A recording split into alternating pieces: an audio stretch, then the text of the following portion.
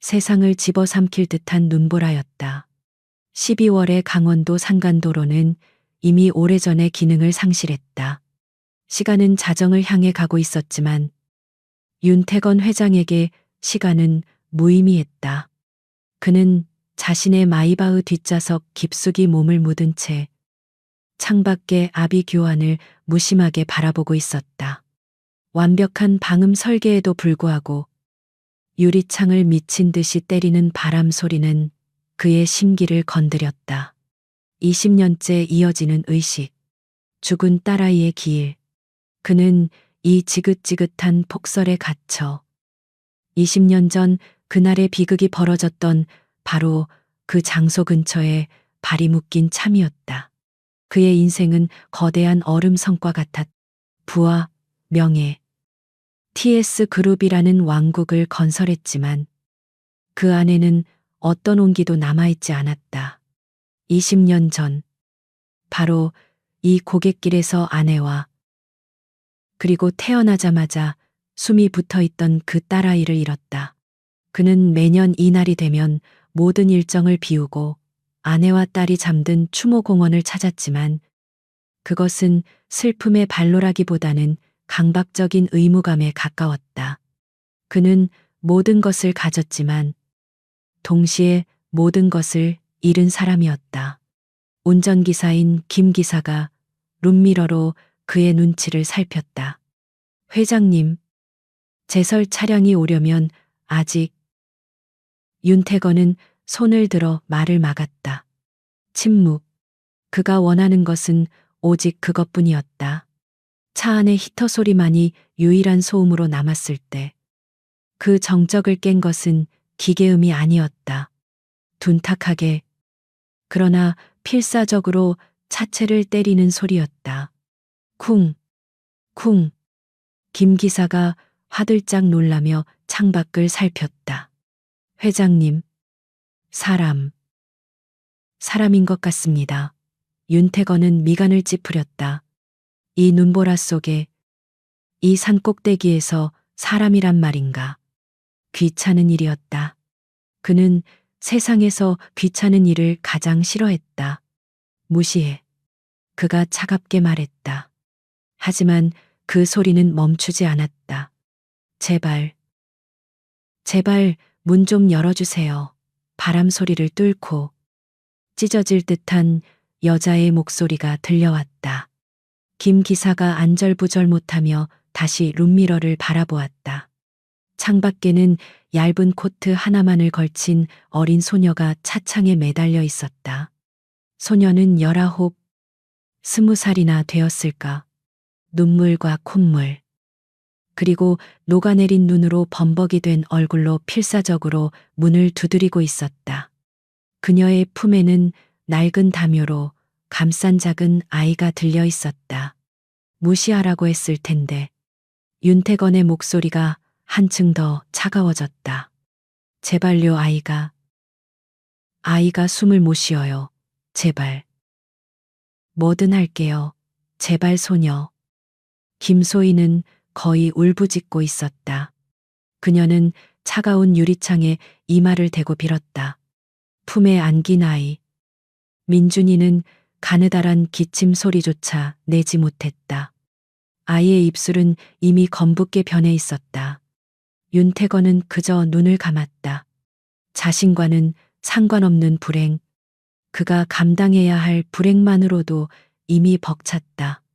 그가 김 기사에게 차를 출발시키라고, 어떻게든 이 자리를 벗어나라고 명령하려던 순간이었다.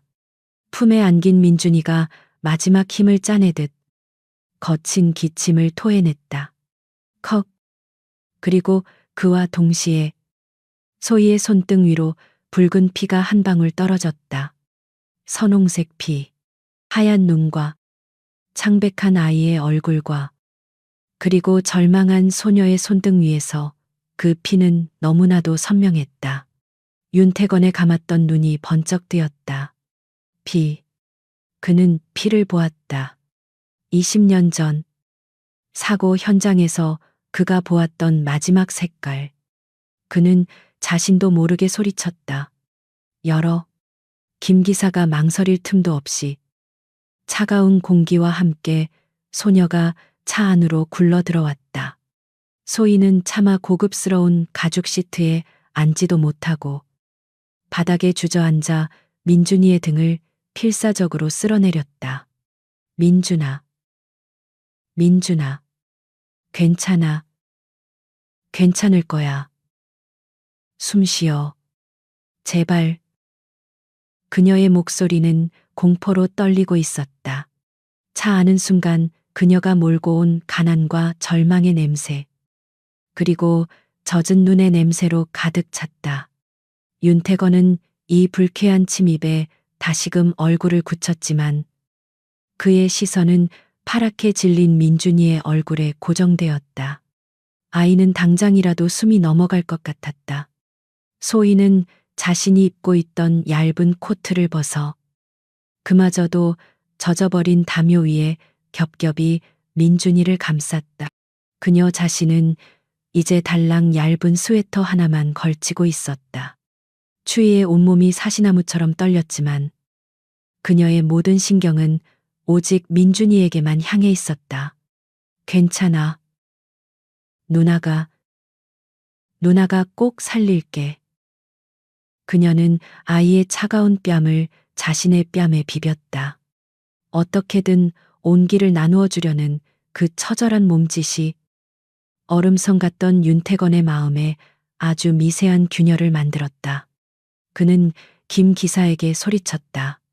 뭘 꾸물거려 병원 가장 가까운 병원으로 가 어떻게든 이 고갯길을 뚫고 가. 김 기사가 당황하며 차를 움직이려 애썼다. 차체가 거칠게 흔들렸다. 그 반동으로 소희가 민준이를 감싸 안은 채 균형을 잃고 시트 쪽으로 쓰러졌다. 죄송합니다. 그녀가 황급히 몸을 일으키려 했다. 그녀는 아이를 감싼 코트 자락을 여미기 위해 손을 뻗었다. 젖은 스웨터 소매가 팔꿈치까지 거쳐 올라갔다. 윤태건의 시선은 원래 창밖을 향해 있었다. 이 모든 소란이 빨리 끝나기를 바라면서, 하지만 그의 시선이 그저 무심코 그녀의 팔목으로 향했다. 하얗고 깡마른 소녀의 팔목, 그리고 그 위에 너무나도 낯익은 물건이 채워져 있었다. 낡고 세월의 흔적으로 검게 변했지만 그 형태만은 분명한 은팔찌, 그리고 그 중앙에 작게 새겨진 날개를 편 봉황 문양. 윤태건의 세상이 멈췄다. 바람 소리도, 김 기사의 다급한 목소리도, 아이의 거친 숨소리도 들리지 않았다. 그의 손에 들려있던 휴대폰이 바닥으로 떨어졌다. 그는 그 팔찌를 알았다. 20년 전 그가 직접 인연을 끊는다는 의미로 비단에 싸서 태어나자마자 숨이 멎었다던 딸아이의 차가운 손목에 직접 채워주고 관 뚜껑을 닫았던 바로 그 팔찌였다. 세상에 단 하나뿐인 그의 아내가 직접 디자인했던 그 봉황 문양. 그는 얼어붙었다. 윤태건 회장의 얼어붙었던 세상이 그 낡은 은팔찌 위에서 산산조각 났다. 그는 자신의 눈을 의심했다. 20년간 단 한 번도 흔들린 적 없던 그의 이성이 지금 눈앞의 이 비현실적인 광경 앞에서 속수무책으로 무너지고 있었다. 그는 거의 본능적으로 그가 평생 경멸에 마지 않던 충동적인 행동을 하고 말았다. 그는 차갑고 거대한 손을 뻗어 덜덜 떨고 있는 김소희의 깡마른 팔목을 거칠게 움켜쥐었다. 그의 악력은 스스로도 제어하지 못할 만큼 강했다. 소희가 고통과 공포가 뒤섞인 비명을 질렀다. 아, 이 팔찌. 윤태건의 목소리는 그 자신의 것이 아니었다. 수십 년간 수천억 원의 계약을 지휘하던 그 냉철한 목소리는 간대 없었다. 거칠게 갈라지고 억누르지 못한 격정이 묻어나는 낯선 남자의 목소리였다. 이 팔찌 어디서 났어? 너 이걸 어디서 훔쳤지? 그는 지금 자신이 이 어린 소녀에게 무슨 짓을 하고 있는지 인지하지 못했다. 그의 눈은 오직 그 봉황 문양에 그가 죽은 딸아이에게 채워주었던 마지막 증표에 고정되어 있었다. 소희는 패닉에 빠졌다. 이 거대하고 낯선 남자의 힘은 그녀가 감히 저항할 수 있는 것이 아니었다. 바로 몇 분 전 자신과 민준이를 구해준 생명의 은인이 이제는 자신을 범죄자 취급하며 금방이라도 부러뜨릴 듯 팔목을 쥐고 있었다. 그녀는 아픈 것보다 두려움이 더 컸다. 아파요. 아파요, 이거. 이거 훔친 거 아니에요. 제발. 제발 놔주세요.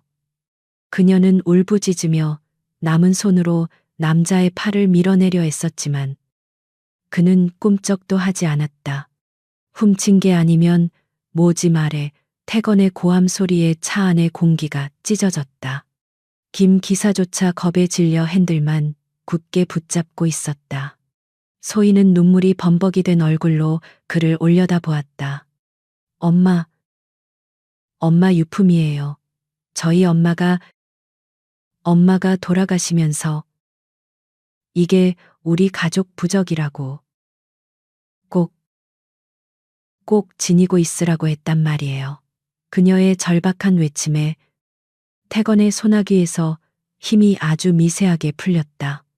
엄마, 유품 부적이 말도 안 되는 순간 20년 전의 그날이 윤태건의 머릿속을 덮쳤다. 그날도 오늘처럼 날씨가 지독했다.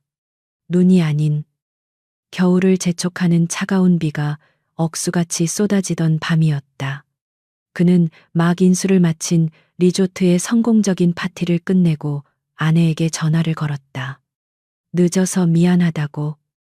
하지만 내일이면 딸아이에게 줄 선물을 들고 갈 수 있다고. 만삭의 몸으로 운전을 말렸음에도 불구하고 아내는 그를 서프라이즈 해주겠다며 굳이 이 험한 강원도 산길을 넘어오고 있었다. 그리고 그게 마지막 통화였다. 그가 사고 현장에 도착했을 때 아내의 차는 형체를 알아볼 수 없을 만큼 찌그러져 있었다. 그리고 그는 병원 복도에서 갓 태어난 인큐베이터에 채 들어가기도 전에 숨이 멎었다는 통보를 들었다. 아내는 이미 싸늘한 시신이 되어 있었다. 그는 모든 것을 잃었다. 그는 비어버린 눈으로 간호사가 하얀 천으로 감싸 안고 나온 작은 생명체를 내려다보았다. 7개월 만에 나온 아이. 너무 작아서, 정말 너무 작아서 살아있었다는 사실조차 믿기지 않는. 그는 비서가 건넨 작은 비단 주머니를 열었다. 그 안에는 그가 아내와 함께 맞췄던 은팔찌 한 쌍 중 하나가 들어 있었다. 아내가 직접 디자인한 봉황 문양. 우리 딸이 불사조처럼 어떤 시련이 닥쳐도 이겨내고 굳세게 자라주길 바라는 마음이라며 수줍게 웃던 아내의 얼굴이 떠올랐다. 그는 차가운 손으로 더 차가운 아이의 손목에 그 팔찌를 채워주었다. 아가, 아빠가 미안하다. 그것이 그가 아버지로서 한 유일한 일이었다. 그는 그 팔찌와 함께 자신의 모든 희망과 미래를 관 속에 넣어 묻어버렸다. 그런데 지금 20년이 지나 바로 그 사고가 났던 고갯길에서 그 팔찌가 죽은 딸아이의 마지막을 함께했던 그 팔찌가 피 한 방울 섞이지 않았을 법한 낯선 소녀의 손목에 채워져 있었다. 이것은 우연이 아니었다. 그렇다면 무엇인가? 사기극 20년 전부터 계획된 자신의 재산을 노린 거대한 음모 아니면 태건은 감히 그 만약이라는 가정을 떠올릴 수 없었다. 만약 그때 그 아이가 죽지 않았다면 그의 머릿속이 차갑게 식기 시작했다. 그는 이성적인 사업가 윤태건으로 돌아왔다. 하지만 그 이성은 20년 전과는 다른 절박한 무언가에 휩싸여 있었다. 그는 소희의 팔목을 놓아주었다. 하지만 그의 시선은 여전히 팔찌에 고정되어 있었다. 그는 김 기사에게 명령했다. 그의 목소리는 더 이상 흔들리지 않았지만 그 안에 담긴 서늘한 결단력은 김 기사의 등을 오싹하게 만들었다. 김 기사. 그는 바닥에 떨어진 휴대폰을 주워들었다. 지금 당장 차 돌려. 추모 공원. 가지 않아. 김 기사는 당황했다. 20년간 단 한 번도 걸은 적 없는 회장님의 가장 중요한 일정이었다. 네, 하지만 회장님. 길도 막혔고, 내일 아침 일찍. 내 말이 말 같지 않나 태건이 으르렁거렸다. 어떻게든 이 고갯길을 빠져나가. 서울로 간다. TS그룹, 서울병원, VVIP 병동으로. 당장. 그는 소희를 돌아보았다. 그의 눈빛은 더 이상 분노나 슬픔이 아니었다. 그것은 값을 매길 수 없는 물건을 감정하는 감정사의 날카로운 눈빛, 혹은 잃어버린 퍼즐의 마지막 조각을 찾은 탐정의 집요한 눈빛이었다. 그는 소희와 그녀의 품에 안겨 가느다란 숨을 몰아쉬는 민준이를 번갈아 보았다. 내 이름이 뭐지? 김소희입니다. 내 엄마 이름은 언제 돌아가셨지? 어떻게? 그는 마치 취조하듯 물었다. 소희는 이 남자의 갑작스러운 변화에 어쩔 줄 몰라 하며 겁에 질린 채 띄엄띄엄 대답했다. 김미경입니다. 3년 전에. 괄호로. 태건은 그 이름을 머릿속에 새겼다. 김미경. 그 이름은 20년 전 병원 기록 어디에도 없던 이름이어야 했다. 그래야만 했다. TS그룹 서울병원의 VVIP 응급센터는 윤태건 회장의 영지령디였다. 그가 세운 제국의 심장부에서 그의 차량이 도착하자마자 모든 것이 일사불란하게 움직였다. 강원도의 그 끔찍했던 눈보라는 마치 다른 세상의 일처럼 느껴졌다. 김소희는 젖은 겉옷이 병원의 건조하고 따뜻한 공기 속에서 불쾌한 수증기를 피워내는 것을 느끼며 멍하니 서 있었다. 대리석 바닥은 거울처럼 빛났고 그녀의 낡은 운동화는 그 위에서 더러운 이물질처럼 보였다. 민주나 그녀는 하얀 시트에 눕혀져 수많은 의료진에게 둘러싸여 사라지는 동생의 이름을 불렀지만 그 목소리는 너무나 작고 연약했다. 그녀는 차가운 플라스틱 의자에 앉혀졌다. 누군가 따뜻한 담요를 어깨에 걸쳐 주었지만 그녀는 여전히 사시나무처럼 떨고 있었다. 윤태건 회장은 이미 저만치 멀어져 병원장으로 보이는 백발의 남자와 낮고 빠르게 무언가를 지시하고 있었다. 그의 세계였다. 그가 손가락 하나를 까딱하면 모든 것이 움직이는 곳. 소희는 이 거대한 친절, 혹은 거대한 권력 앞에서 자신이 한없이 작아지는 것을 느꼈다. 민준이는 괜찮을까? 아니, 그보다 병원비는. 끔찍하고 현실적인 공포가 그녀의 목을 졸랐다. 얼마 지나지 않아 소아 심장센터장이라는 명찰을 단 중년의 의사가 소희와 태건의 앞에 섰다. 의사의 표정은 심각했다. 보호자분, 김소희 씨 맞으시죠? 아이 상태가 매우 위중합니다. 단순한 저체온증이 아닙니다. 의사는 차트를 넘기며 말했다. 선천성 심장 질환입니다. 활로시 사증 후군 테트랄러지 오브 펠로드로 보입니다. 지금까지 버틴 것이 기적일 정도입니다. 당장 수술하지 않으면 의사는 말을 아꼈지만 그 의미는 분명했다. 죽음. 소희의 눈앞이 하얘졌다. 수술하면 살 수 있나요? 의사는 잠시 윤태건 회장의 눈치를 살폈다. 수술 자체가 매우 복잡하고 위험합니다. 성공한다고 해도 이후의 치료 과정이 솔직히 말씀드려 비용이 천문학적일 겁니다. TS 병원에서도 가장 난이도가 높은 수술 중 하나입니다. 그 천문학적인이라는 단어가 소희의 심장에 비수처럼 꽂혔다. 그녀가 아르바이트를 몇 개씩 하고 옥탑방 보증금을 빼도 감당할 수 없는 다른 차원의 숫자일 것이다. 그녀는 입술을 깨물었다. 피맛이 났다. 그때까지 침묵을 지키던 윤태건이 입을 열었다. 그의 목소리는 차가웠지만 이상하게도 그 의사를 향하고 있지 않았다. 그래서 그 천문학적인 비용, 김소희 양이 감당할 수 있다고 생각하나 소희는 그 말에 고개를 번쩍 들었다. 모욕감이었다. 제가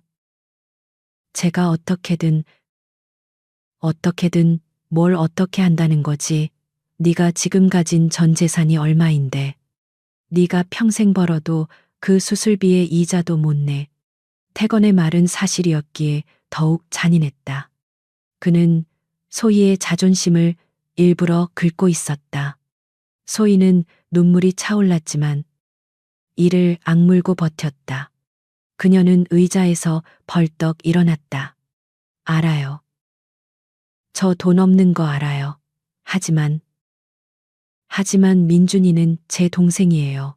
제가 어떻게든 할 거예요.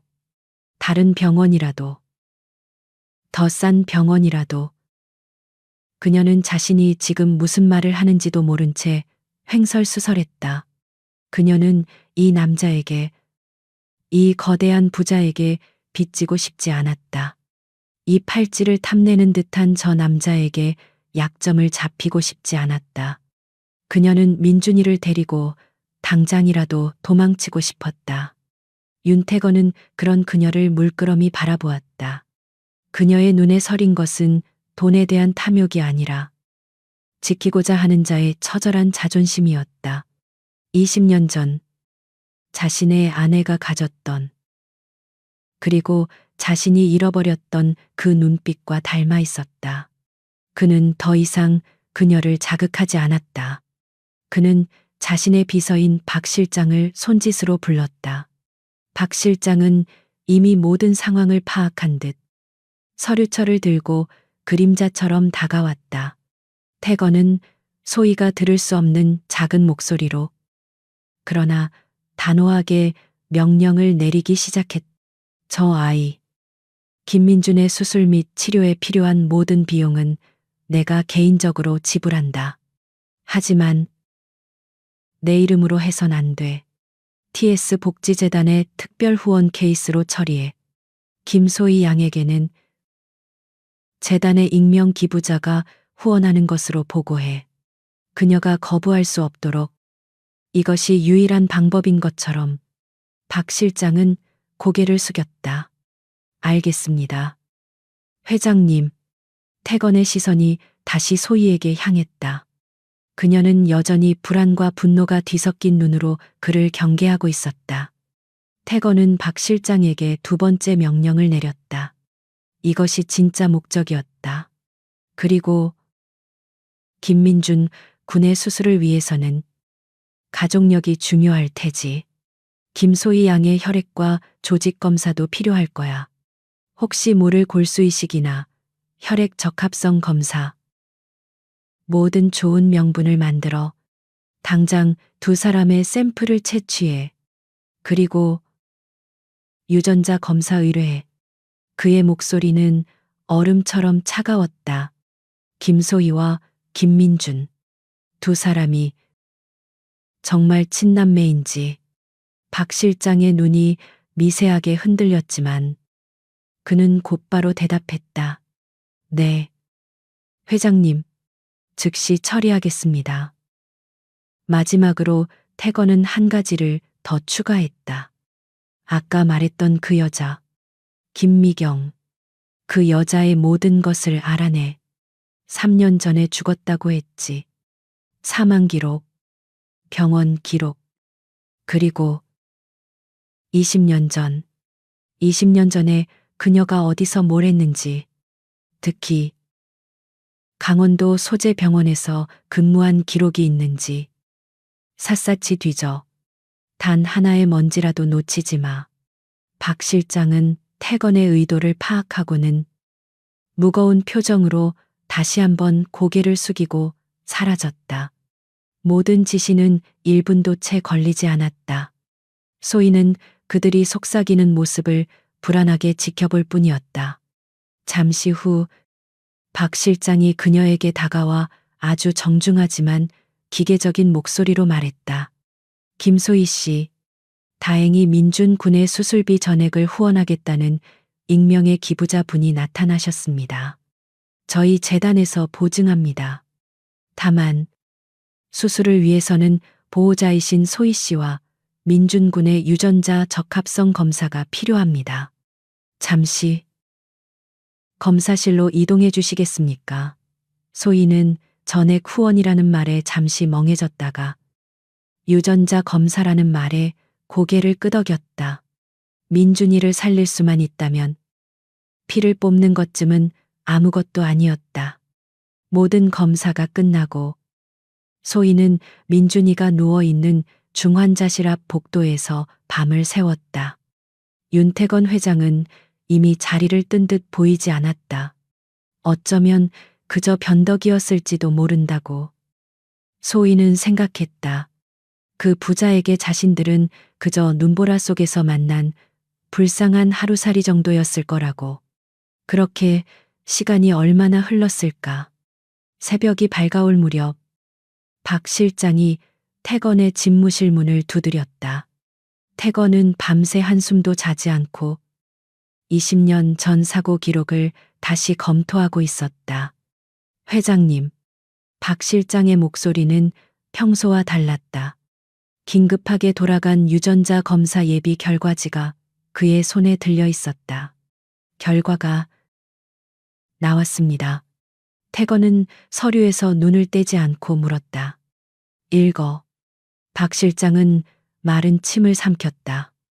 김소희 양과 김민준 군의. 그는 잠시 뜸을 들였다. 유전자를 비교 분석한 결과 두 사람은 친남매가 아닙니다. 혈연 관계일 확률 0%입니다. 태건의 손이 멈췄다.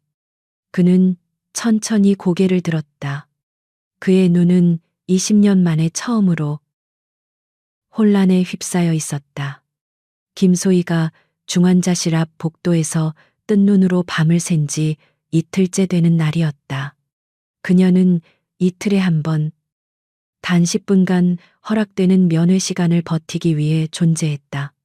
유리벽 너머. 수많은 기계에 둘러싸인 민준이의 작은 몸을 보는 것은 그녀에게 희망이자 고문이었다. 익명의 후원자가 나타났다는 소식은 그녀에게 한 가닥 빛을 주었지만 동시에 이 거대한 병원이 주는 위압감은 그녀를 짓눌렀다. 그녀는 자신이 이 모든 호의를 과연 감당할 자격이 있는지조차 확신할 수 없었다. 그때 복도 저편에서 윤태건 회장이 다가왔다.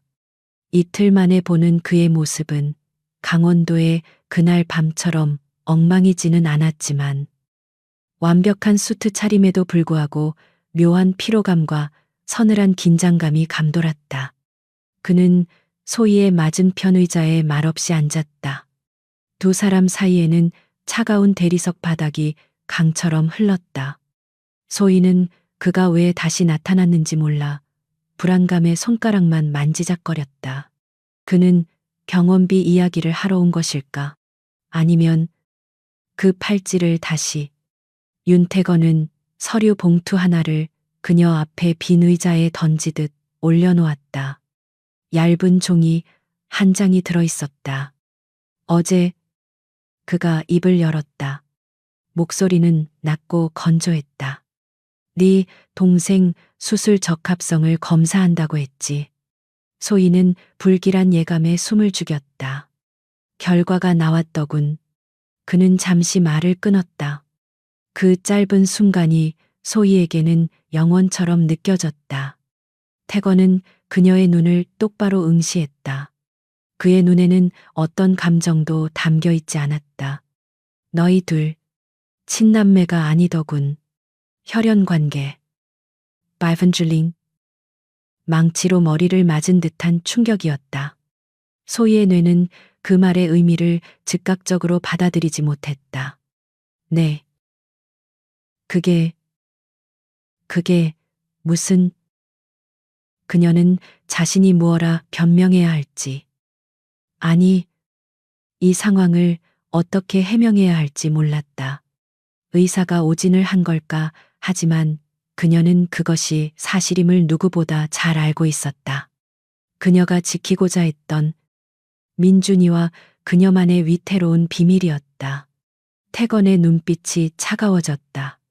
거짓말을 했어. 왜지 이 병원에 들어오기 위해, 내 동정심을 사기 위해, 아니면 이 수술비를 뜯어내기 위해. 그의 말은 얼음 조각처럼 나라와 그녀의 가슴에 밝혔다. 억울함과 수치심이 동시에 밀려왔다. 아니에요. 그녀는 자기도 모르게 소리쳤. 그런 거 아니에요. 민준이는 제 동생 맞아요. 0%라는 숫자가 무슨 뜻인지 모르나 태건이 냉정하게 받아쳤다. 법적으로, 과학적으로 네 동생이 아니란 뜻이다. 넌 날 속였어. 그의 목소리에는 실망이나 분노가 아닌 그저 사실을 확인하는 듯한 무감각함이 담겨 있어 소희를 더욱 절망스럽게 만들었다. 소희의 눈에서 참았던 눈물이 왈칵 쏟아졌다. 하지만 그것은 약한 눈물이 아니었다. 그녀는 손등으로 눈물을 거칠게 닦아내며 덜덜 떨리는 몸을 일으켜 태건의 앞에 마주 섰다. 네, 맞아요, 피 안 섞였어요. 민준이, 우리 엄마가 길에서 데려온 아이예요. 그녀는 숨이 넘어갈 듯 헐떡이며 말을 쏟아냈다. 비 오는 날. 버스 정류장에 버려져 있었어요. 태어난 지 일주일도 안 된 것처럼. 갓난아기였어요. 그때 민준이 지금처럼 숨도 제대로 못 쉬고 죽어가고 있었다고요. 그녀의 기억은 10년 전 그 비참했던 날로 돌아갔다. 식당 일을 마치고 돌아온 엄마 김미경의 품에 안겨 있던 작은 생명체. 이미 자신의 딸 하나 건사하기도 버거웠던 엄마는 그 아이를 차마 지나치지 못했다. 엄마는 경찰서에도 데려갔었어요. 하지만 아무도 찾으러 오지 않았어요. 그래서 그냥 우리가 키웠어요. 저 하나만으로도 지옥 같던 빚쟁이들 독촉 속에서. 엄마는 민준이를 제 동생으로 호적에도 못 올리고. 그렇게. 그녀는 말을 잇지 못하고 주저앉아 흐느꼈다. 그 빚. 다 저 때문이었어요. 제가 어릴 때 크게 아팠거든요.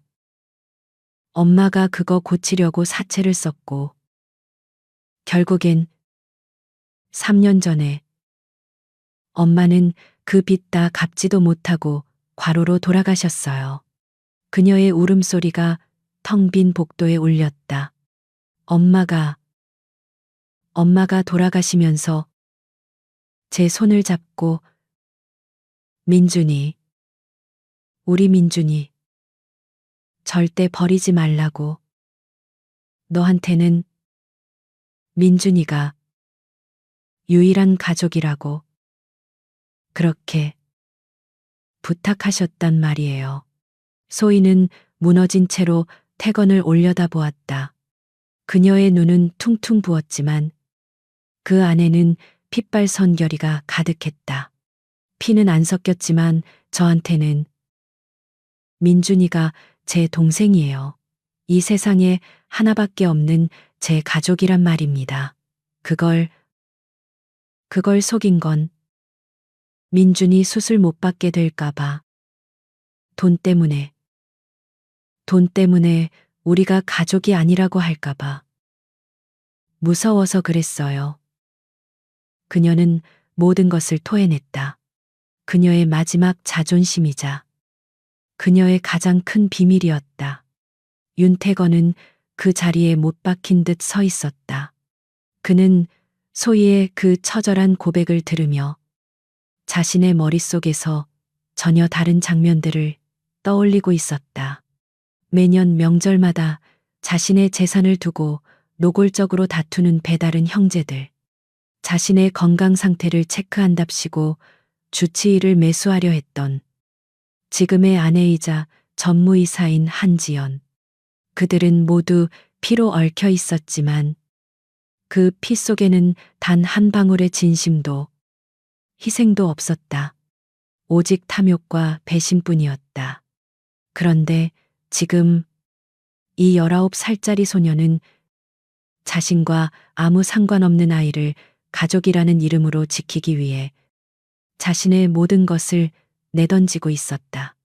3년 전 엄마와의 약속. 그것 하나 때문에 이 지옥 같은 현실을 버티고 있었다.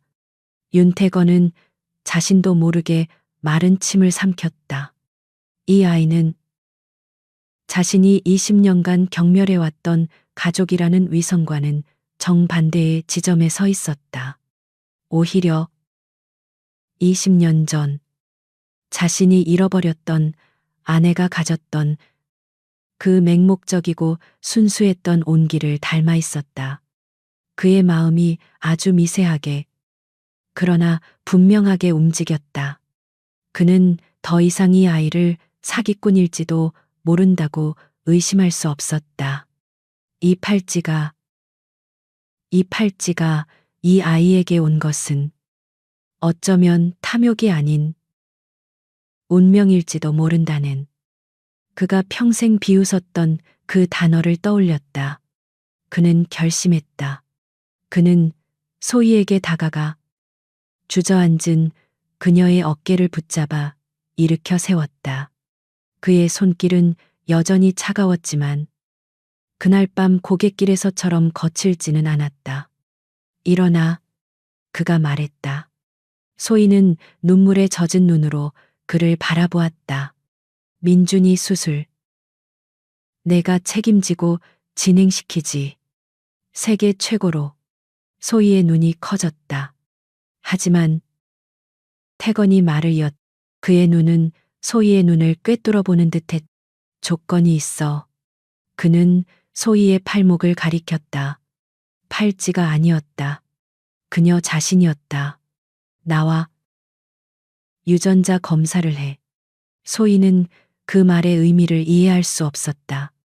네. 저랑 회장님이랑 왜? 태건은 그녀의 팔목에 채워진 낡은 은팔찌를 천천히 그러나 강한 힘으로 쓸어 만졌다. 네, 엄마 유품이라고 했지. 그의 목소리는 맹세처럼 낮게 깔렸다. 그 팔찌의 진짜 주인이 누구인지 이제는 알아야겠다. 넌 어쩌면 김소희가 아닐지도 몰라. 김소희는 윤태건 회장의 그 기이한 제안을 거절할 수 없었다. 그녀의 목숨줄이자 민준이의 목숨줄이 그의 손에 달려 있었기 때문이다. 왜? 저 같은 사람과 그녀가 간신히 물었지만 태건은 대답하지 않았다. 그는 그저 그녀의 동의 혹은 복종을 기다릴 뿐이었다. 소희는 자신이 거대한 체스판 위에 올려진 이름 모를 졸주디 된 기분이었다.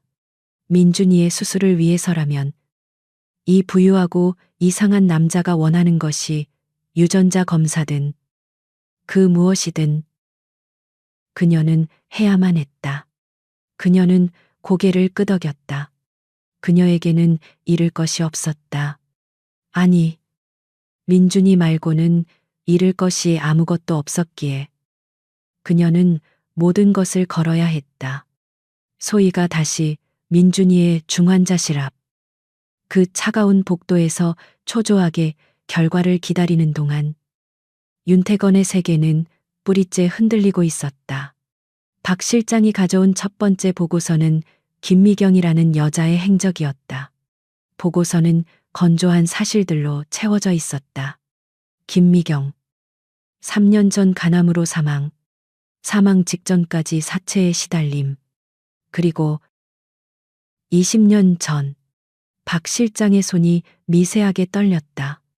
그녀는 20년 전 강원도 산간 지역의 한 종합병원 신생아실에서 근무하던 간호사였다. 바로 윤태건 회장의 아내와 딸이 이송되었던 그 병원이었다. 윤태건은 숨을 멈췄다. 우연이라고 하기에는 너무나도 잔인한 일치였다. 그는 20년 전의 기억을 필사적으로 더듬었다. 그날 밤 병원은 혼란 그 자체였다. 그는 아내의 시신 앞에서 모든 것을 놓아버려 딸의 죽음을 너무나도 쉽게 받아들였다. 박 실장의 보고는 이어졌다. 그리고 회장님, 그는 다음 장을 넘겼다. 그날 밤 공교롭게도 병원 신생아실 전산실에서 작은 화재가 있었습니다. 전기 합선으로 인한 큰 불은 아니었지만 기록물 보관실 일부와 전산 기록이 소실되었다고 합니다.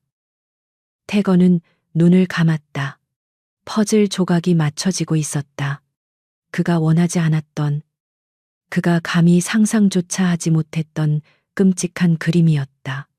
화재, 소실된 기록, 그리고 그 혼란 속 김미경은, 그가 물었다. 김미경은 그 화재 다음 날 병원에 사직서를 제출했습니다. 개인 사정이라는 이유만 남긴 채 그대로 잠적했습니다. 박 실장은 차마 다음 말을 에스리펄에서 눈을 떼지 못했다. 모든 정황이 하나의 가능성을 가리키고 있었다. 절박했던 간호사, 돈이 필요했거나 혹은 아이를 간절히 원했던 그 여자가 혼란을 틈타 TS그룹의 핏줄을 훔쳤다. 그리고 마침내 두 번째 보고서가 도착했다. 유전자 검사 결과였다. 박 실장은 그것을 윤태건의 책상 위에 올려놓고 조용히 물러나려 했다. 읽어. 태건이 명령했다. 그는 자신의 눈으로 그 잔인한 진실을 확인할 용기가 아직 없었다. 박 실장은 마른 침을 삼키고 봉투를 열어 그 안에 서류를 꺼내들었다. 그의 목소리는 기계처럼 낮고 건조하게 울렸다. 검체. 윤태건님. 검체. 김소희양. 그는 잠시 숨을 골랐다. 검사 결과. 부계. 친자 관계가 성립합니다. 일치율. 99. 99,998. 그 말은 천둥소리처럼 태건의 집무실을 울렸다. 박 실장은 감히 고개를 들지 못했다. 윤태건은 그 자리에 얼어붙었다. 99. 99,998. 숫자는 거짓말을 하지 않는다. 김소희. 그 가난하고 깡마르고 눈보라 속에서 자신에게 매달리던 그 아이가 20년 전 그가 자신의 손으로 팔찌를 채워 관 속에 묻었다고 생각했던 그의 딸 박하은이었다. 그의 죽은 아내가 목숨과 맞바꾼 그의 유일한 핏줄이었다. 그는 기쁨을 느꼈을까? 아니었다. 그것은 기쁨이 아니었다. 20년간 쌓아 올린 그의 삶 전체가 그의 정체성이었던 그 지독한 슬픔과 상실감이 한순간에 거대한 거짓말과 기만으로 변해버린 충격이었다. 그는 속았다. 20년 동안 죽은 줄 알았던 딸은 가장 비참한 곳에서 자신을 증오하며 자라나고 있었을지도 모를 일이었다. 그녀는 그 사실조차 몰랐지만 그는 무엇을 해야 하는가? 당장 그 아이에게 달려가 내가 네 아비다라고 말해야 하는가? 그는 비틀거리며 일어섰다. 그는 가야 했다. 그는 그 아이를 봐야 했다. 김소희가 아닌 박하은의 얼굴을. 그는 VVIP 병동 민준이의 중환자실이 있는 그 층으로 향했다. 소희는 여전히 그 차가운 복도 의자에 웅크린 채 잠들어 있었다. 그녀의 젖은 머리카락이 창백한 뺨에 붙어 있었다. 태건은 그녀의 앞에서 멈춰 섰다. 그가 손에 쥔 유전자 검사 결과지가 천근의 무게로 느껴졌다. 그는 떨리는 손을 뻗어 그녀의 어깨를 하은아 라고 부르려던 바로 그 순간이었다. 여보. 날카롭고 우아한 목소리가 복도의 정적을 깼다. 태건의 젊고 아름다운 아내이자 TS그룹의 실세인 한지연 전무였다. 그녀는 완벽하게 세팅된 모습으로 그와 어울리지 않는 이 소란스러운 병동 복도에 서 있었다. 그녀의 시선은 태건의 흔들리는 눈동자를 잠시 훑고는 이내 그가 내려다보고 있던 낡은 환자복 차림에 잠든 소녀에게로 향했다. 그녀의 눈에 차가운 경멸과 의심이 스쳤다. 이 시간에 여긴 어쩐 일이세요? 그리고 이 불쌍해 보이는 아가씨는 누구죠? 여보. 그 목소리는 수정처럼 맑고 얼음장처럼 차가웠다. 윤태건은 99,998%라는 그 경이롭고도 끔찍한 숫자 위에서 간신히 버티고 있던 이성의 끈이 그 한마디에 팽팽하게 당겨지는 것을 느꼈다. 그는 반사적으로 유전자 검사 결과지를 등 뒤로 감추었다. 20년간 지켜온 비밀도 아니었지만 이 순간 그것은 세상에서 가장 무거운 비밀이 되었다. 그의 아내, TS그룹의 전무이사이자 현모양처라는 가면을 완벽하게 소화하고 있는 여자. 한지연이었다. 그녀는 어떻게 그가 이곳에 있는 줄 알았을까?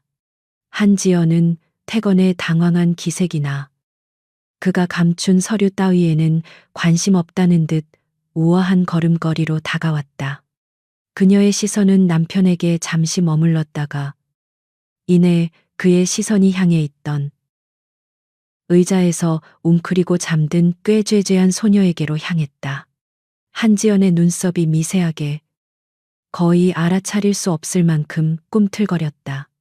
경멸 혹은 그보다 더 차가운 호기심이었다. 이 시간에 병원 복도라니 당신답지 않네요. 그녀의 목소리는 부드러웠지만 그 안에는 병원 전체를 얼릴 듯한 냉기가 서려 있었다. 그래서 이 아가씨는 누구죠? 당신의 자선 활동이 이렇게 개인적인 영역까지 넓어졌을 줄은 몰랐는데 그녀의 목소리에 섞인 미세한 가시를 느낀 것일까? 김소희가 인기척에 놀라 부스스 눈을 떴다. 그녀는 자신이 병원 복도에서 잠들었다는 사실에 화들짝 놀라 일어섰고 이내 눈앞에 두 사람을 보고 얼어붙었다. 윤태건 회장, 그리고 그와는 또 다른 차원의 완벽하게 조각된 대리석상 같은 여자. 비싼 향수 냄새가 소독약 냄새를 뚫고 그녀의 코를 찔렀다. 소희는 자신도 모르게 낡은 환자용 담요를 여미며 고개를 숙였다. 이질감. 자신이 이 자리에 있어서는 안 된다는 강렬한 이물감이었다. 한지연은 잠에서 깬 소희를 위아래로 훑어보았다. 마치 값비싼 경매품을 감정하듯. 그러나 그 대상이 길거리의 돌멩이임을 확인한 듯한 눈빛이었다. 일어났군요. 안색이 정말 안 좋아 보이네. 여보, 당신의 선행은 알겠지만 이런 일은 아랫사람들에게 맡기시죠. TS 병원 VVIP 병동 복도에 이런 차림의 아가씨가 잠들어 있는 건 병원 이미지에도 좋지 않아요. 그녀의 말은 소희가 아닌 태건을 향했지만 그 모든 단어는 소희의 자존심을 향한 채찍질이었다. 이런 차림. 아랫사람들. 이미지. 윤태건은 대답하지 않았다. 그는 지금 한지연과 이 아이의 관계를 따질 여유가 없었다. 그는 자신의 딸, 20년간 죽은 줄 알았던 딸을 처음으로 제대로 마주하고 있었다. 그는 박 실장을 불렀다. 박 실장. 당장 VVIP 병동 1인 특실. 아니, 스위트룸으로 준비해. 이 아가씨와 김민준 군. 두 사람 다 그쪽으로 옮기도록. 한지연의 표정이 처음으로 굳었다. VVIP 스위트룸은 TS그룹의 최대 주주나 장관급 인사들만 머무는 곳이었다. 여보, 지금 농담이시죠? 이 아가씨를 농담 아니다. 태건이 잘라 말했다. 그는 지연을 돌아보았다. 그의 눈은 텅 비어 있는 듯. 그러나 그 어떤 때보다 강한 결의에 차 있었다. 한전무, 이 아가씨는 내 손님이야. 내가 20년간 빚을 진 사람이지. 그러니 그에 합당한 대우를 받아야겠어. 20년간 빚을 진 사람. 그 말은 지연의 머릿속에서 경고음처럼 울렸다. 그녀는 이성적인 경영인이었다. 그녀는 남편의 이 비이성적인 행동 뒤에 자신이 모르는 거대한 무언가가 숨어 있음을 직감했다. 그녀는 더 이상 묻지 않았다. 그녀는 완벽한 아내의 미소를 되찾았다. 알겠어요. 여보, 당신의 뜻이 그렇다면요. 다만 민준 군의 수술이 끝나면 저 아가씨는 돌아갈 곳이 필요하겠네요. 그녀는 웃으며 자리를 떴다. 그 미소는 자신이 이 집의 안주인임을 확인시키는 서늘한 선전포고였다. 소희는 자신이 왜 그 옥탑방보다 수백 배는 더 큰 호화로운 병실로 옮겨졌는지 이해할 수 없었다. 모든 것이 비현실적이었다. 민준이는 NICU에서 나와 이제는 소희의 병실과 연결된 특별 간호실로 옮겨졌다. 여전히 수많은 기계가 아이의 생명을 붙들고 있었지만 대한민국 최고의 의료진이 24시간 아이를 돌봤다. 소희는 이 모든 것이 감사했지만 동시에 끔찍하게 두려웠다. 이 모든 호의에는 대가가 있을 터였다. 윤태건 회장은 그 대가로 무엇을 원하는 걸까? 자신의 팔찌 아니면 자신의 삶 자체. 태건은 매일같이 병실을 찾았다. 하지만 그는 이상했다. 그는 민준이의 상태를 의사에게 전해 듣고는 소희에게는 어색하게 물건들을 건네고 갔다. 민준이가 가지고 놀 수 없는 비싼 장난감들, 소희가 감히 입을 수 없는 최고급 브랜드의 옷들, 그리고 그녀가 가장 좋아하는 음식이라던. 하지만 그녀는 난생 처음 보는 값비싼 유리들. 그는 마치 20년간 사주지 못했던 선물을 한꺼번에 안겨주려는 사람처럼 서툴고 절박해 보였다. 왜, 왜 저한테 이러시는 거예요? 회장님. 소희가 떨리는 목소리로 물었다. 태건은 그녀의 눈을 피했다. 그냥 먹어. 민준이. 수술 들어가려면 보호자가 힘을 내야지. 그는 끝내 하은아라는 그 세 글자를 입 밖에 내지 못했다. 마침내 민준이의 수술 날짜가 잡혔다. 그리고 수술이 성공적으로 끝나고 아이가 기적적으로 회복하기 시작했을 때 소희는 현실적인 문제에 부딪혔다. 퇴원. 그녀는 이 병원을 나가야 했다. 하지만 어디로? 민준이는 이제 막 큰 수술을 마쳤다. 그 아이에게 필요한 것은 절대적인 안정과 깨끗한 환경이었다. 그녀의 그 곰팡내 나는 옥탑방이 아니었다. 소희가 절망감에 휩싸여 있을 때 태건이 그녀에게 통보했다. 우리 집으로 간다. 소희는 경악했다. 네 회장님. 댁으로요? 아니요. 안 돼요. 저흰 그냥 뭐 태건이 그녀의 말을 잘랐다. 그의 목소리에는 인내심이 바닥난 기색이 역력했다. 그냥 내 옥탑방으로 돌아가서 민준이를 다시 이 병원 응급실로 데려오고 싶은 건가, 김소희 양. 내 자존심이 중요해. 아니면 내 동생 목숨이 중요해. 그것은 그녀가 거부할 수 없는 잔인한 선택지였다. 내 집에는 24시간 상주하는 간호 인력이 있어. 민준이에게는 그곳이 최선이다. 이건 부탁이 아니야. 명령이다.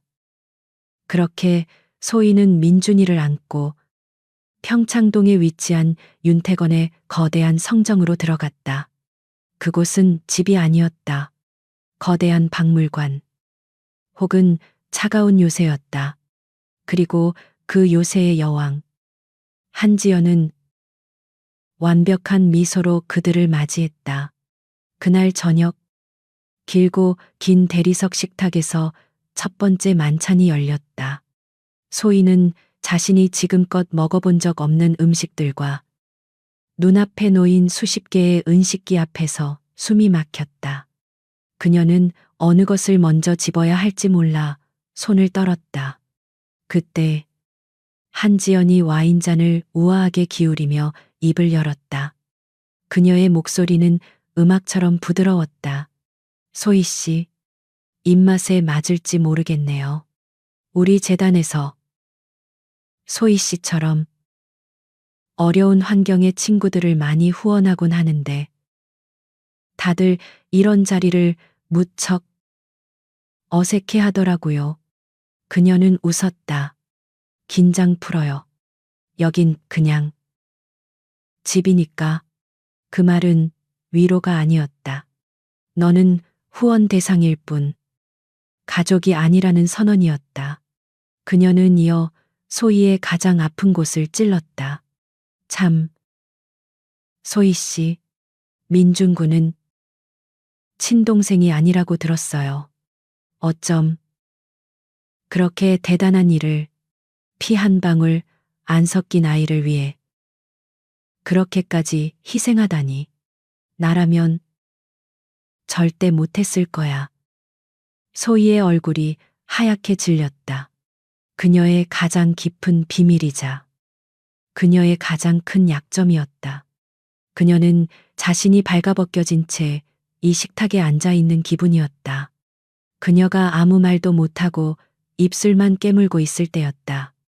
쨍그랑 은포크가 대리석 접시에 부딪히는 날카로운 소리가 정적을 깼. 윤태건이었다.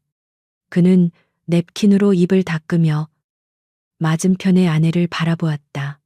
그의 눈은 20년 전 그 사고 현장에서처럼 모든 것을 잃어버린 사람의 눈이었다. 한 전무. 그가 아내를 사업상의 직함으로 불렀다. 식탁의 공기가 얼어붙었다. 소희 씨는 후원 대상이 아니야. 그리고 어려운 환경의 친구도 아니고 이 아이는 내 손님이야. 그는 소희를 돌아보았다. 그리고 이 집에서는 내 손님은 가족과 같은 대우를 받는다. 그는 한지연을 쏘아보았다. 소희 씨를 존중하지 않는 것은 나의 판단을 존중하지 않는 것으로 알겠어. 내 말 이해했나? 한지연의 미소가 1초간 아주 미세하게 일그러졌다가 이내 원래의 완벽한 미소로 돌아왔다. 물론이죠. 여보, 제가 실언을 했네요. 그저 대화가 필요할 것 같아서. 그날 밤 한지연은 자신의 서재에서 전화를 걸었다. 그녀의 목소리는 더 이상 부드럽지 않았다. 얼음처럼 차갑고 분노에 차 있었다. 나예요. 그 계집애. 김소희. 모든 걸 알아봐. 그리고 더 중요한 건 그 아이. 김민준. 피 한 방울 안 섞였다는 그 동생. 그 아이의 진짜 부모가 누군지 샅샅이 뒤져. 약점. 누구에게나 약점은 있는 법이니까. 그녀는 전화를 끊고 창밖의 어두운 정원을 바라보았다. 가족이라고 그녀는 차갑게 비웃었다. 평창동의 거대한 저택에서의 삶은 김소희에게는 또 다른 형태의 눈보라 속이었다. 그곳은 따뜻했지만 숨막혔고 모든 것이 주어졌지만 그녀의 것은 아무것도 없었다. 민준이는 기적처럼 회복하고 있었다. 대한민국의 내로라 하는 소아 심장 전문의가 24시간 붙어 있었고 아이는 매일매일 혈색이 좋아졌다. 하지만 소희는 그럴수록 죄책감과 불안감에 말라갔다.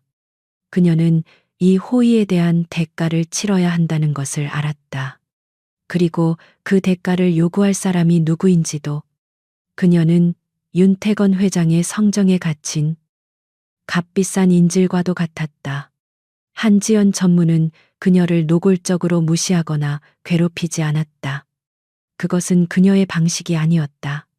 그녀는 우아하게 그리고 정확하게 소희의 숨통을 조였다. 그녀는 매일 아침 식사 자리에서 민준이의 값비은 약값이나 특별 간호팀의 인건비를 보고라는 형식으로 윤태건에게 브리핑했다. 그 모든 말은 소희를 향한 것이었다. 네가 이 집안에 얼마나 큰 빚을 지고 있는지 잊지 말아라. 소희는 밥알이 모래알처럼 느껴져 음식을 제대로 삼킬 수가 없었다. 그녀는 이 집안의 모든 사용인들보다도 못한 존재였다. 민준이가 퇴원 허가를 받기 직전 위기는 예고 없이 찾아왔다. 수술은 성공적이었지만 아이의 몸이 이식된 인공 판막에 대한 미세한 거부 반응을 보이기 시작했다. 급성 감염 증상입니다. 주치의는 심각한 얼굴로 말했다. 매우 드문 케이스입니다. 일반적인 항생제로는 잡히지 않는 슈퍼박테리아의 일종으로 보입니다. 소희의 심장이 다시 차갑게 가라앉았다. 겨우 살려냈는데 치료법은 없나요? 의사는 망설였다. 있습니다. 단 하나의 약물이 있습니다. 미국 FDA에서 긴급 승인을 받은 신약입니다. 아직 국내에는 정식 수입되지 않았지만 TS그룹의 제약 자회사를 통하면 긴급 처방으로 들여올 수는 있습니다. 문제는 그 절차가. 그는 말을 흐렸다. 매우 복잡합니다. 소희는 그 복잡하다는 말의 의미를 즉각적으로 알아차렸다. 그 모든 서류의 최상단에는 TS그룹의 관련 부서를 총괄하는 한지연의 서명이 필요했다. 안인하다 KTX 주치의는 윤태건 회장에게는 차마 직접 보고하지 못하고 박 실장을 통해 보고서를 올렸다. 한 전무님께서 지금 해외 투자건으로 너무 바쁘셔서 이런 자잘한 서류까지 신경 쓰실 여유가 없는 것 같습니다.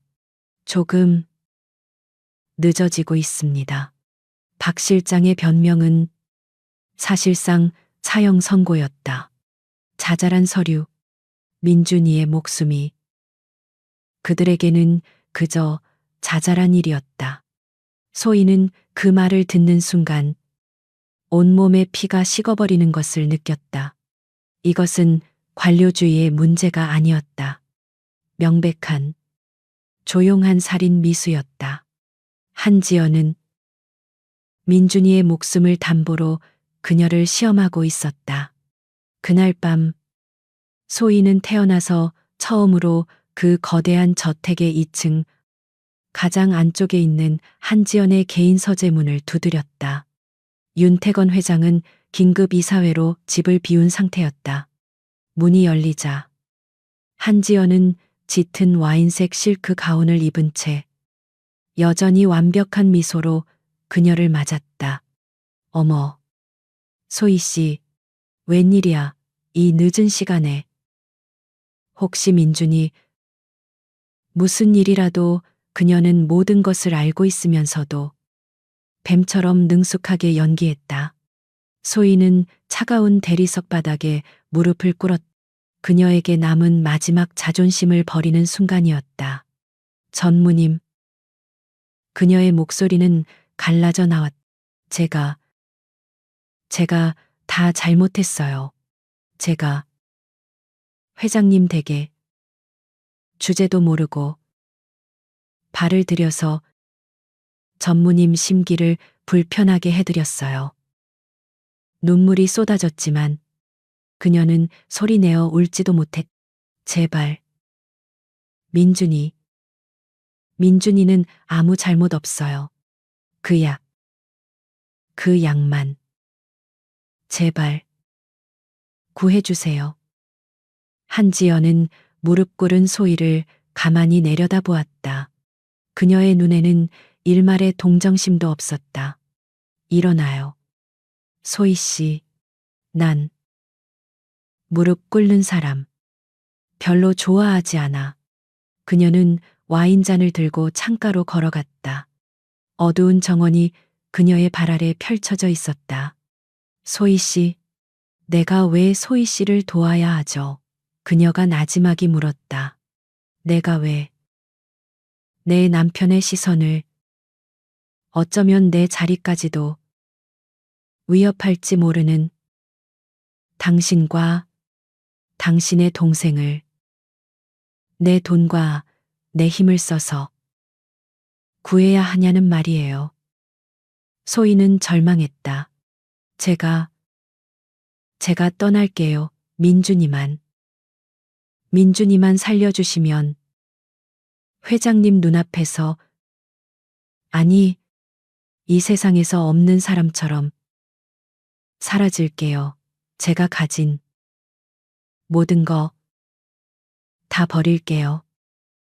그녀는 자신이 버릴 것이 아무것도 없다는 사실을 알았지만 그렇게라도 빌어야 했다. 권리. 제가 혹시라도 가질 수 있는 그 어떤 권리라도 다 포기할게요. 제발. 한지연은 그 권리라는 말에 처음으로 흥미롭다는 듯 미소를 지었다. 그녀는 소희가 그 권리의 실체를 모른다는 것을 알았지만 그 무지함이 오히려 그녀를 더욱 자극했다. 권리. 그래, 소희 씨는 아직 어려서 자기가 뭘 가졌는지도 모르는구나. 그녀는 소희에게 다가와 턱을 들어 올려 자신과 눈을 맞추게 했다. 그녀의 목소리는 뱀의 속삭임처럼 달콤하고 차가웠다. 좋아요. 그럼 선택해요. 소희 씨. 회장님이 내일 아침에 이사회에서 돌아오시겠죠. 그때 회장님께 직접 말해요. 한지연은 소희의 귓가에 속삭였다. 민준이라는 그 아이를 입양기관에 보내겠다고. 당신은 더 이상 그 아이의 보호자가 아니라고. 당신은 당신의 삶을 살겠다고. 소희의 눈이 공포로 흔들렸다. 민준이를 버리라고. 그건 그렇게만 해준다면. 한지연은 웃었다. 그까지 서류 하나. 내가 오늘 밤이라도 당장 처리해주죠. 그 약. 내일 아침 해가 뜨기 전에 이 병원으로 공수될 거예요. 그녀는 소희의 뺨을 가볍게 쓰다듬었다. 자, 선택해요. 당신이 그토록 지키고 싶어 했던 그 가족놀이야. 아니면 그 아이의 진짜 목숨이야. 그 시각 윤태건 회장은 집을 비우지 않았다. 그는 자신의 서재에서 한지연의 서재에 설치된 소형 도청 장치에서 흘러나오는 이 모든 대화를 실시간으로 듣고 있었다. 그는 아내의 잔인함을 그리고 그 잔인함의 이유를 확인하기 위해 일부러 자리를 비운 척했다. 그의 얼굴은 분노를 넘어선 차가운 사리로 굳어 있었다. 한지연이 소희에게 내민 그 잔인한 선택지. 선택해요. 그 아이의 목숨이야. 그 목소리가 그의 서재에 그리고 그의 분노에 불을 지폈다. 한지연의 마지막 말은 서리에게 내려진 사형 선고와도 같았다. 선택해요. 그 아이의 목숨이야. 이 우아하고 잔인한 여자는 그녀의 유일한 약점을 정확히 파고들어 가장 잔인한 방식으로 선택을 강요했다. 소희는 피가 마르고 숨이 막히는 것 같았다. 민준이를 10년간 동생이라 부르며 지켜온 엄마의 마지막 유산인 그 아이를 버리라고, 자신의 손으로 입양기관에 보내라고. 그것은 민준이를 살리는 것이 아니라 민준이의 영혼을 2번 죽이는 일이었다. 하지만 그렇게 하지 않으면 아이는 당장 눈앞에서 죽어간다. 소희의 깡마른 몸이 경련하듯 떨렸다. 그녀는 고개를 들 힘조차 없었다. 그녀의 시선은 한지연의 값비싼 실크 가운 자락에 머물렀다. 그녀는 이 여자에게서 그리고 이 거대한 성에서 벗어날 방법이 없음을 깨달았다. 그녀의 혀는 납처럼 무거웠지만 그녀는 대답해야 했다. 제가 어떻게 하면 되죠? 그 목소리는 그녀의 것이 아니었. 모든 것이 죽어버린 사람의 공허한 메아리였다. 한지연의 입가에 찰나에 승리감에 찬 미소가 스쳤다. 내일 아침 그녀가 속삭였다. 회장님 앞에서 내 입으로 직접. 그럴 필요 없다. 그들의 대화를 가른 것은 두 여자 모두 예상하지 못했던 얼음보다 차가운 남자의 목소리였다.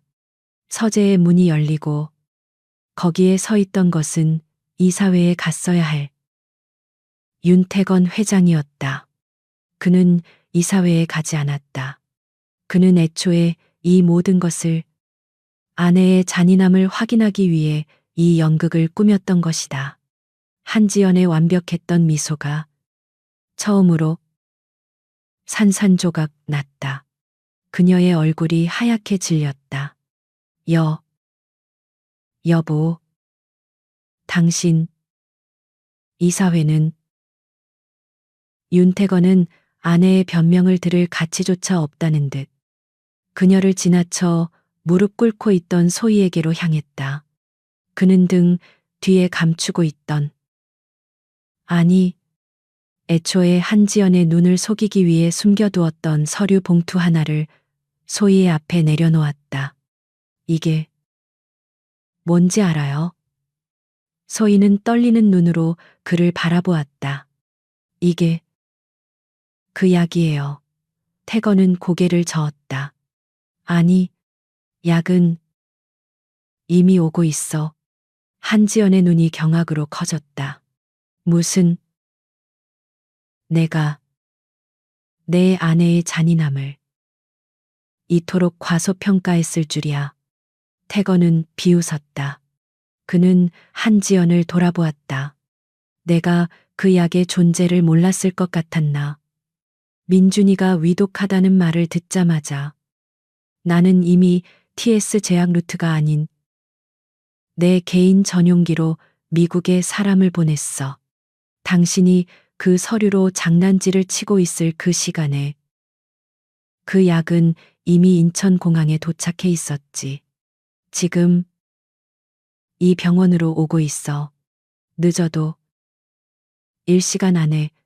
그는 이 모든 것이 자신의 손바닥 위였음을, 한지연의 그 유치한 권력 노름이 얼마나 하찮았는지를 냉정하게 선언했다. 한지연은 비틀거리며 책상을 짚었다.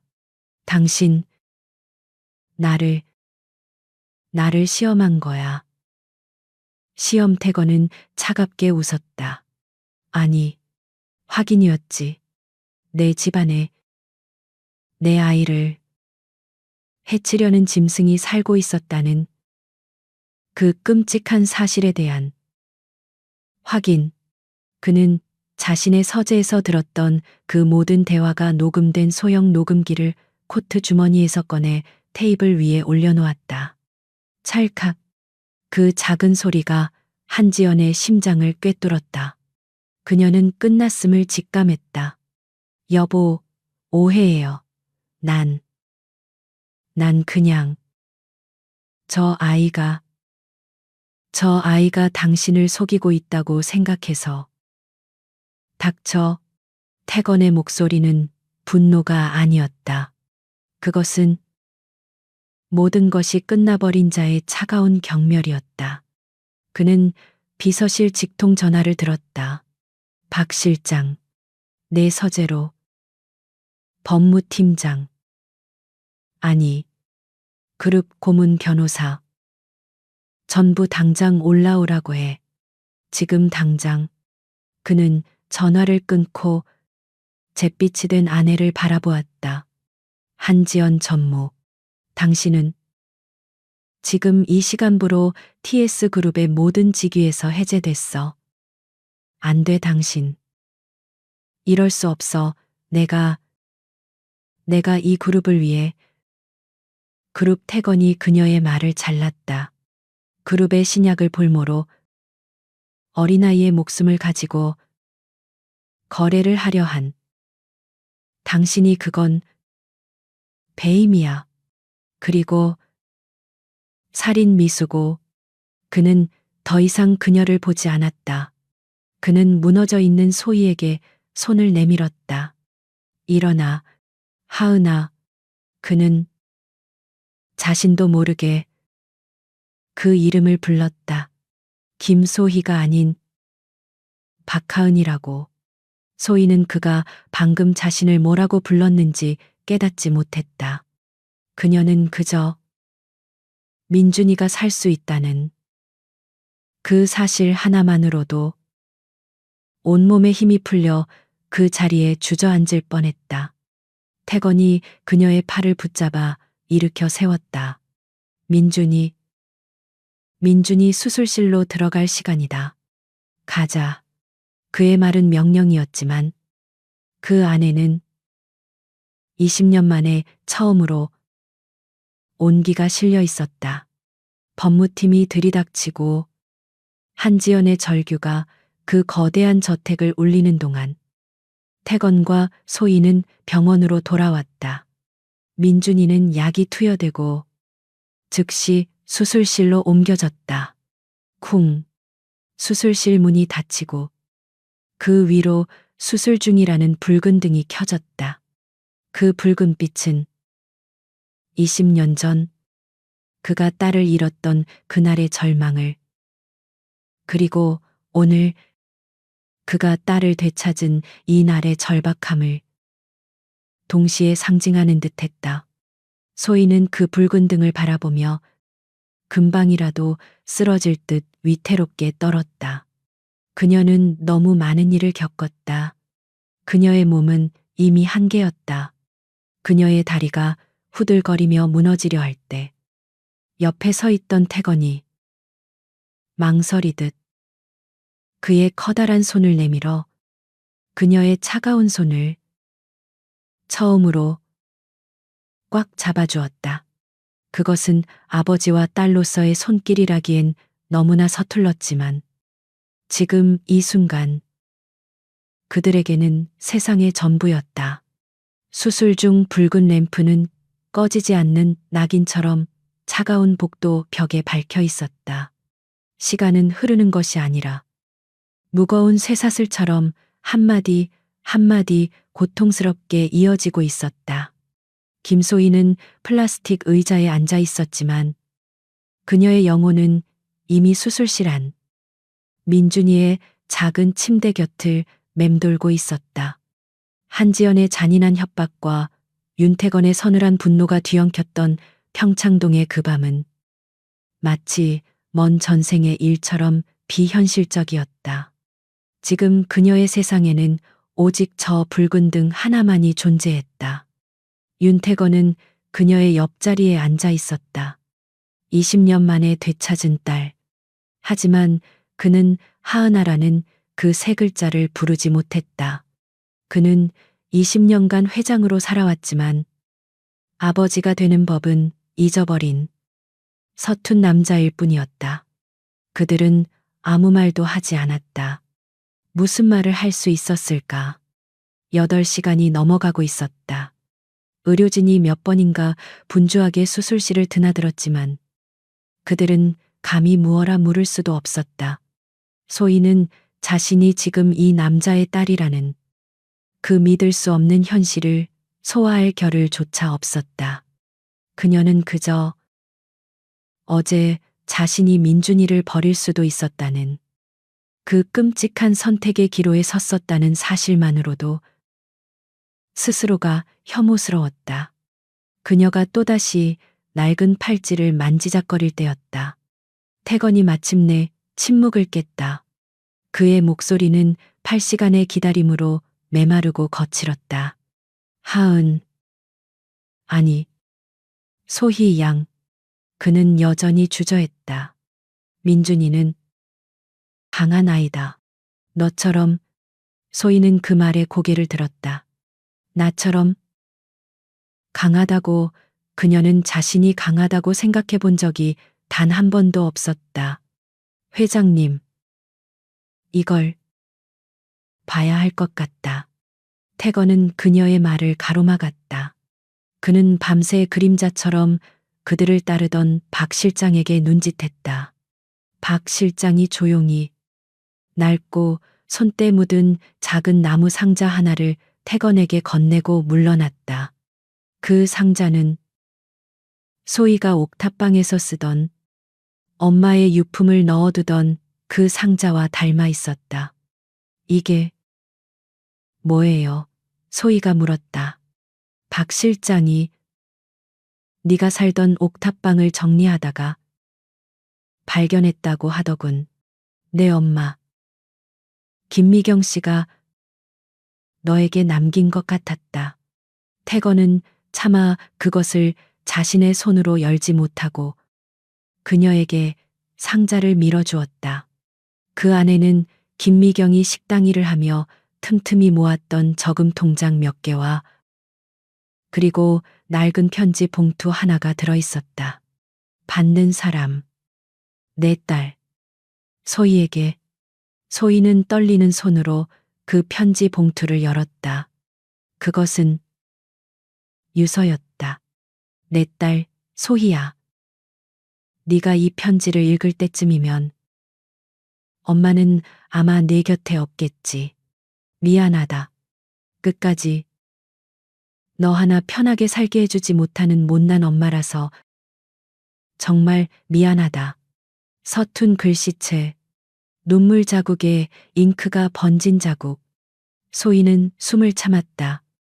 소희야, 엄마가 너에게 평생 비밀로 하려 했던 끔찍한 죄를 고백해야겠다. 넌 사실 내 딸이 아니야. 소희의 눈이 커졌지만 그녀는 이미 어렴풋이 이 모든 일의 끝을 예감하고 있었다. 20년 전, 엄마가 강원도 병원 간호사로 일할 때, 그날 밤 병원에 큰 불이 났단다. 모든 게 아수라장이었고, 그때 네가 있었어. 너무나 작고 예쁜 아기였지. 그때 엄마는 빚에 쫓기고 있었고, 아이를 가질 수도 없는 몸이었어. 그래서 나도 모르게 악마에 씌인 것처럼 널 훔쳤다. 편지지가 소희의 손에서 구겨졌다. 나는 너를 데리고 도망쳤어. 내 이름, 원래 내 이름은 박하은이었어. 하지만 난 널 김소희라고 불렀지. 내 딸로 살게 하고 싶었어. 소희야. 나는 널 훔친 도둑년이지만 널 사랑하는 마음만큼은 진짜였어. 단 하루도 널 내 딸이 아니라고 생각해 본 적이 없어. 하지만 네가 자랄수록 네가 저 은팔찌를 만지작거릴 때마다 엄마는 가슴이 찢어지는 것 같았어. 편지는 계속되었다. 그 팔찌. 그게 네가 내 진짜 가족을 찾을 수 있는 유일한 단서 같아서 참아버리지 못했다. 내 진짜 부모. 그 사람들은 아주 부자야. 20년 전 그 사고, 내 진짜 엄마는 널 낳고 돌아가셨어. 아빠는 TS그룹 회장. 소희는 더 이상 편지를 읽을 수 없었다. 그녀는 고개를 들어 옆자리에 앉은 돌처럼 굳어있는 남자를 바라보았다. 윤태건, TS그룹 회장. 20년 전 그 고갯길, 20년간의 길, 모든 퍼즐이 그녀를 산산조각 내며 맞춰졌다. 그래서 회장님이 저와 유전자 검사를. 그녀의 목소리는 공기처럼 흩어졌다. 태건은 고개를 끄덕였다. 그는 차마 그녀의 눈을 마주보지 못했다. 소희는 울지 않았다. 눈물이 나오지 않았다. 그녀는 웃었다. 기가 막힌 허수음이었다. 엄마. 그녀가 편지를 내려다보며 중얼거렸다. 엄마. 나 용서 못해요. 어떻게 나한테 이럴 수 있었어요. 그녀는 김미경을 원망했다. 그녀의 20년, 지옥 같았던 가난과 멸시, 그 모든 것이 이 여자의 이기심 때문이었다. 하지만 그 원망과 함께 다른 기억들이 떠올랐다. 빚쟁이들에게 무릎 꿇고 빌면서도 그녀의 등록금만은 마련하려 했던 엄마, 민준이를 데려와 우리 이제 새 식구라며 처음으로 환하게 웃던 엄마. 널 사랑하는 마음만큼은 진짜였어. 소희는 편지를 가슴에 끌어안고 마침내 소리내어 울기 시작했다. 그것은 20년 만에 아버지를 찾은 딸의 기쁨의 눈물이 아니었다. 자신을 낳아준 엄마와 자신을 훔쳤지만 길러준 엄마. 그 두 사람 모두를 잃어버린 고아의 울음이었다. 엄마. 미안해. 미안해요. 엄마. 그녀는 김미경을 용서하고 있었다. 자신을 훔쳤지만 자신을 사랑했던 그 가여운 여자를 태건은 그저 떨리는 손을 뻗어 20년 만에 처음으로 딸의 어깨를 아주 서툴게 감싸 안았다. 바로 그 순간이었다.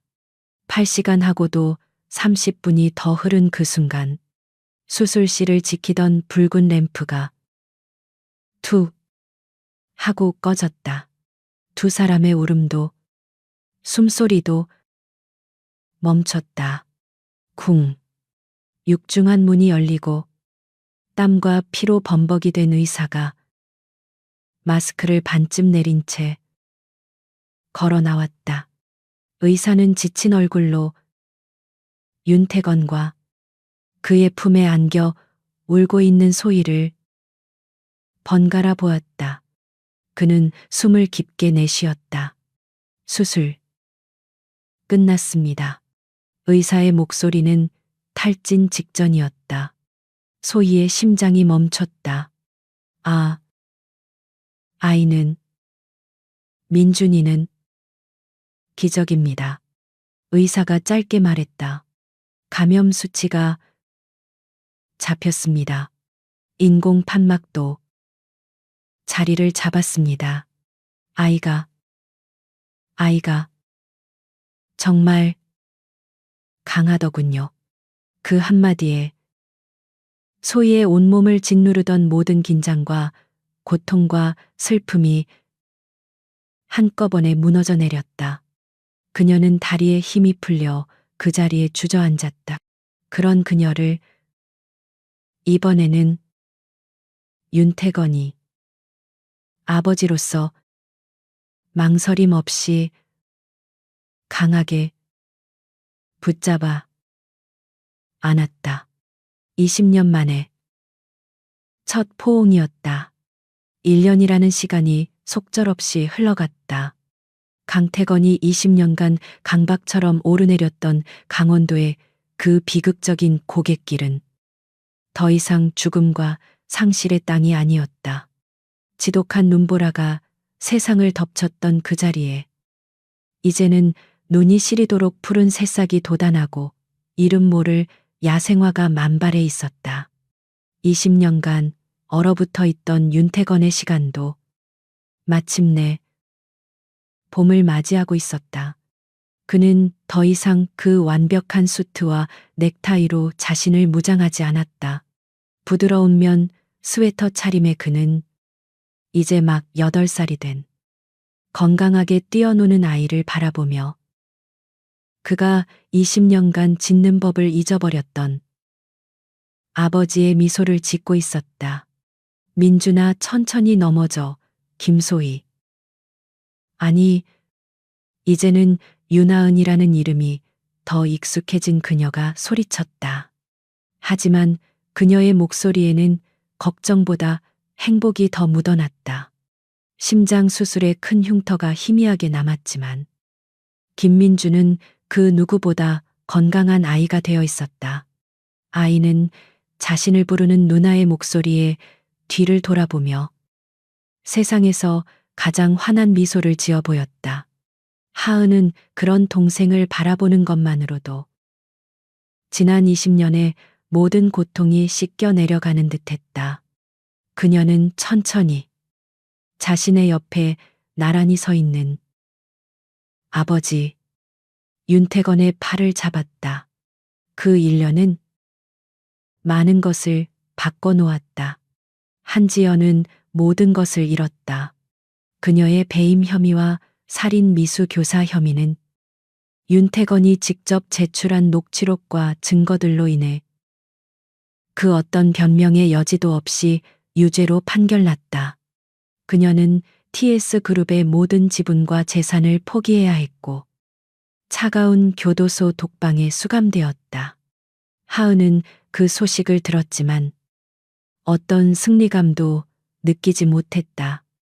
그녀는 그저 한 인간의 그릇된 욕망이 얼마나 많은 것을 파괴할 수 있는지를 조용히 지켜볼 뿐이었다. 하은은 자신을 훔쳤던, 그러나 자신을 길러주었던 엄마, 김미경의 작은 무덤을 찾는 것으로 과거와의 긴 화해를 시작했다.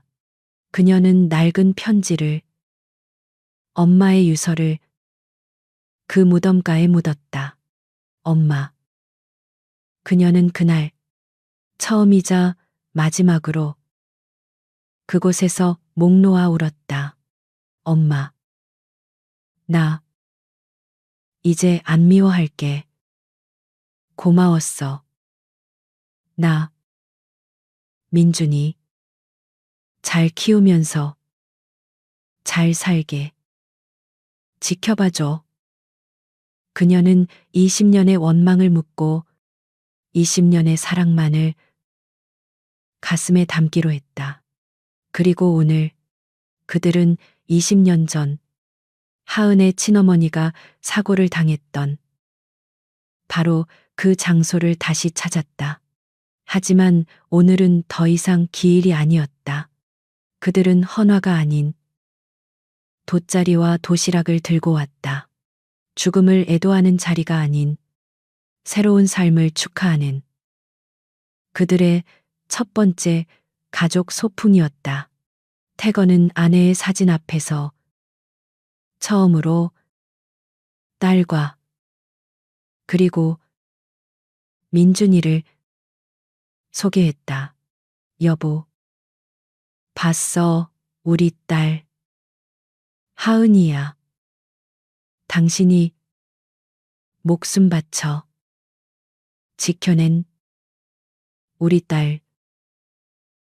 민준이가 나비를 쫓다가 숨이 찬 듯 하은과 태건의 곁으로 달려왔다. 누나, 아버지 저기 꽃 정말 예뻐요. 아이는 이제 태건을 회장님이나 아저씨가 아닌 아버지라고 부르는데 조금도 어색함이 없었다. 태건은 그런 민준이의 머리를 서툴지만 따뜻한 손길로 쓰다듬었다. 그는 자리에서 일어나 민준이와 하은을 자신의 앞에 세웠다. 그의 눈은 깊은 감동으로 젖어 있었다. 하은아, 그가 딸을 불렀다.